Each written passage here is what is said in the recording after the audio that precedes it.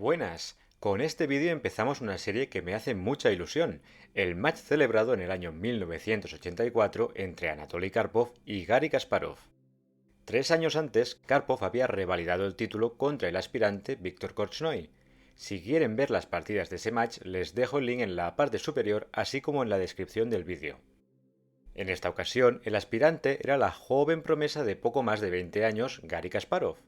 Este primer match fue de los más intensos de la historia del ajedrez, ya que duró un total de 5 meses llegando a las 48 partidas. Esta partida Karpov llevaba las piezas blancas y abrió con peón e4. Kasparov contestó con peón c5 empleando su tradicional defensa siciliana. Tras caballo f3, peón e6, peón d4 entrando en la variante abierta, peón c por d4 y caballo por d4. Anteriormente, Kasparov había usado con éxito la variante Scheveningen con caballo f6 y peón d6, creando el típico minicentro de peones. No obstante, Karpov era un experto en la variante más crítica con caballo c3 y peón g4. En el canal hemos visto 2 victorias espectaculares de Karpov en esa variante. Si tienen curiosidad, les dejo los links también en la descripción. Por este motivo, Kasparov evitó entrar en la variante Scheveningen y jugó caballo c6. Esto permite a las blancas jugar caballo b5 amenazando caballo d6 jaque. Por tanto, las negras están forzadas a jugar peón d6 evitando el jaque. Como el caballo blanco ha abandonado la casilla c3, se abre la posibilidad de jugar peón c4, entrando en una estructura de peones apodada Maroczy. Esta estructura es una de las más comunes y por tanto es fundamental entender los planes más habituales. Veamos un par de jugadas más para familiarizarnos con la posición. Después de peón c4, caballo f6 atacando al peón, caballo 1 c3 defendiéndolo y peón a6 expulsando el caballo. El caballo de Karpov puede ir tanto a la casilla central d4 como a la casilla a3. A primera vista parecería que la casilla d4 es una mejor opción, pero esto permitiría la ruptura liberadora peón d5. El caballo en la casilla d4 impide que la dama blanca controle esa ruptura, y por tanto la ubicación del caballo no es la mejor. Por este motivo, Karpov respondió con caballo a3, impidiendo la ruptura de 5 y dejando la posibilidad de reciclar el caballo por la casilla c2.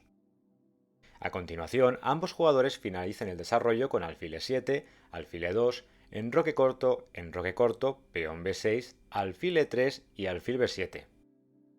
Hasta aquí los jugadores han desarrollado sus piezas en las casillas más habituales.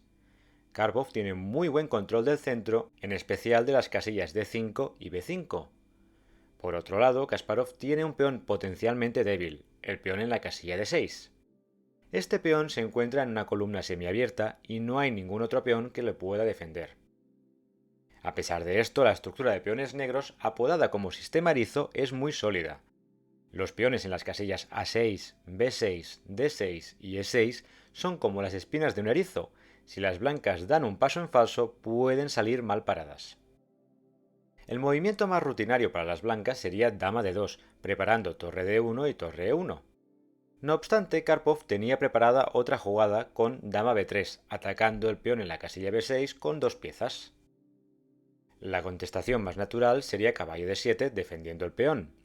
El problema estaría en que caballo fd7 impediría la maniobra típica de las negras con caballo e5 y caballo ed7, dejando la diagonal abierta para el alfil. Por este motivo, Kasparov jugó caballo a5, una novedad por aquel entonces.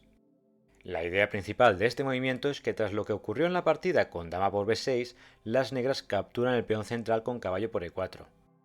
A primera vista, el intercambio parece favorecer a las negras, ya que los peones centrales son más importantes que los laterales, en especial en la fase intermedia de la partida. Dicho esto, Karpov comprendió que la posición blanca tenía potencial escondido. El enfrentamiento siguió con caballo por e4, alfil por e4 y dama por d8. Ahora es importante retomar con el alfil, de lo contrario seguiría alfil b6 con ataque doble a la torre y al caballo. Tras alfil por d8, Karpov realizó una jugada excelente y que no es especialmente obvia. Las blancas deben decidir en qué casillas desarrollan sus 2 torres. Así pues, Karpov jugó torre a d1, anticipándose a alfil f6. Fíjense que con un alfil negro en la casilla f6 y un segundo alfil en la casilla e4 sería bastante difícil defender el flanco de dama de las blancas. El excelente movimiento de Karpov perturbó a Kasparov, hecho que le incitó a jugar peón d5 sacrificando un peón. Cabe decir que peón d5 no es una mala jugada, pero había alternativas menos críticas como alfil e7 o caballo b7. Bien, tras peón d5, Karpov respondió con peón f3, evitando que el alfil recapture en la casilla d5. Tras peón f3 y alfil f5, había la posibilidad de jugar peón g4 enviando el alfil a la casilla g6. Desde la casilla g6, el alfil no podría volver fácilmente al centro como por ejemplo la casilla e6. Sin embargo, peón g4 no funciona tácticamente ya que tras alfil g6, peón c por d5, peón e por d5, torre por d5, torre e8 atacando los dos alfiles, rey f2 y alfil h4 jaque, las negras ganarían material. Por este motivo, Karpov no jugó peón g4 y en lugar optó por peón c por d5 directamente. Tras peón e por d5 y torre por d5, Karpov gana un peón, pero Kasparov tiene compensación.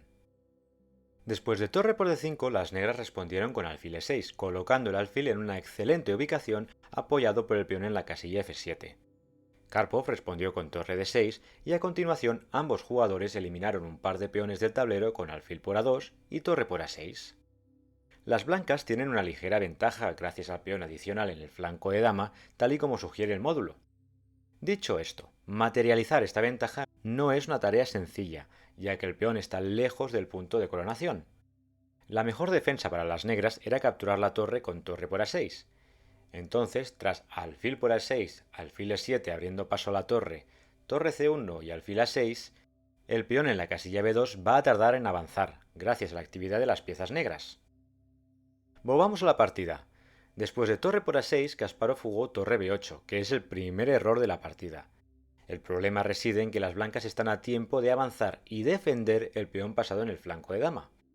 El propio Kasparov comenta que esta partida fue la primera que le tocó sufrir la precisión quirúrgica de Anatoly Karpov. Las blancas jugaron alfil c5 ganando un tiempo a la torre, torre e8, alfil b5 ganando otro tiempo a la torre e6 y peón b4. Con esta serie de jugadas, Karpov ha mejorado considerablemente su posición. Sin duda alguna, el peón en la casilla b4 es más peligroso que en la casilla b2. Kasparov siguió luchando con caballo b7 intentando activar su peor pieza, alfil f2 manteniendo la pareja de alfiles, alfil e7 y caballo c2 defendiendo el peón clave. Las negras siguieron con alfil d5 centralizando el alfil, torre d1 atacando el alfil y alfil b3 atacando el caballo. En este momento Karpov encontró una jugada brillante. ¿Saben qué movimiento realizó el 12º campeón mundial? La increíble torre d7. Las negras tienen problemas tácticos con la torre sobrecargada en la casilla e6, además del caballo dominado en la casilla b7. Veamos un par de ejemplos para ilustrar estos temas. Primero, si alfil por c2 vendría torre por e6, peón f por e6 y torre por e7 recuperando la pieza. El peón en la casilla e6 caería pronto y Karpov conservaría la pareja de alfiles en una posición muy abierta. Volvamos a la posición tras torre d7. Hemos visto que alfil por c2 no es posible ya que la torre de Kasparov está sobrecargada. Otra variante podría ser alfil f8, resguardando el alfil, pero tras caballo d4 la posición negra caería a pedazos.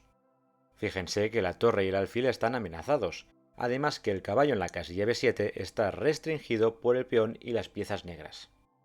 Es importante darse cuenta que los caballos sufren en la casilla b7 y por simetría las casillas b2, g2 y g7. De hecho, estas casillas se les llama informalmente como las casillas tontas del caballo.